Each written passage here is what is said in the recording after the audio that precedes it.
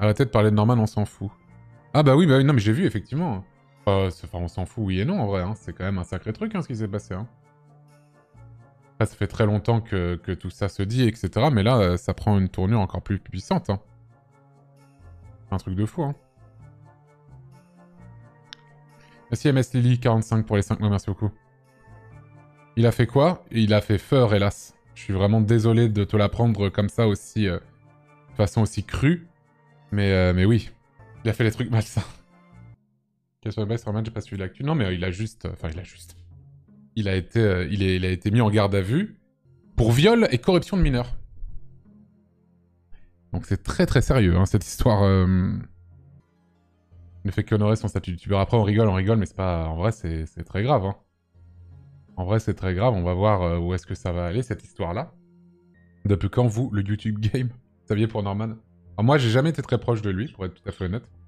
Et du coup, moi, j'ai su ces histoires-là quand c'est sorti sur les réseaux sociaux, un peu comme tout le monde à l'époque. Que je n'étais pas vraiment au courant de tout ça. C'était juste un peu des rumeurs un peu lointaines, on va dire, mais bon. Là, j'ai vraiment su, à l'époque, c'était quoi quand les trucs ont commencé à sortir? C'était il y a 3 ans, un truc comme ça, 2 ans, 3 ans. C'est 2017 le tweet de Squeezie et le hashtag balance ton youtubeur. Mais oui, mais il me semble que les trucs sont arrivés plus tard. En fait, à l'époque, je me souviens que quand Squeezie avait fait son tweet, qui avait lancé Balance ton youtubeur à l'époque, tout le monde disait qu'il parlait de Norman.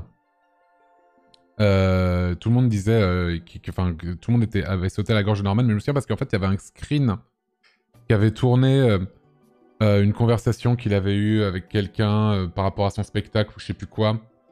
Mais c'était un peu tout, en fait, ce qu'il y avait à l'époque. Et les vrais doses sont sortis genre 1 an ou 2 plus tard, un truc comme ça. Putain, il est daron, quoi. Ouais, bien sûr. Hein.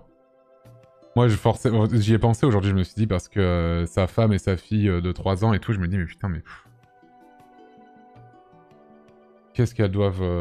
Enfin, ça doit être assez terrible à tanker, hein, ce truc-là. Hein. Il y a eu d'autres cas dans le monde de ce genre d'affaires venant dans ce milieu? Ah bah bien sûr. En France, t'en as eu des sévères, hein. Toujours à l'heure actuelle, t'as toujours des histoires comme ça qui se retrouvent même parfois devant la justice. Hein. Dirty Biology récemment, tout à fait. Hein. Absolument. Experiment Boy. J'avais lu l'article, je sais plus quel... Je crois que c'est le pire article que j'ai lu sur un... Enfin, non pas que l'article n'était pas de qualité, mais c'est le pire témoignage que j'ai vu d'abus venant d'un youtubeur, je crois. C'était vraiment ultra vénère, l'article sur Experiment Boy. Je sais plus quel site avait fait ça. C'était Numérama, je crois. C'était horrible, Experiment Boy. C'est pas propre qu'à YouTube ou Twitch ou je ne sais quoi, hein, c'est pas propre qu'à tout ça.